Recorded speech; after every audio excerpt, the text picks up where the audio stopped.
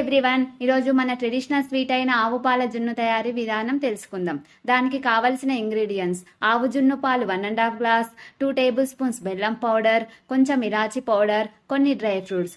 అందుకు ముందుగా ఒక బౌల్లో 1.5 గ్లాస్ జున్ను పాలు తీసుకొని బాగా మరిగించుకోవాలి. అది ఉండలు కడుతున్నప్పుడు అందులో 2 టేబుల్ స్పూన్స్ బెల్లం వేసుకొని బాగా మరిగించుకోవాలి. బెల్లం కరిగిన తర్వాత అందులో కొంచెం ఇలాచి పౌడర్ వేసుకోవాలి. దాని వలన మంచి ఫ్లేవర్ జున్నుకు వస్తుంది. అలాగే అందులో కొన్ని డ్రై ఫ్రూట్స్ యాడ్ చేసుకొని స్టవ్ ఆఫ్ చేసుకోవాలి. జున్ను వలన చాలా ఉపయోగాలు ఉన్నాయి.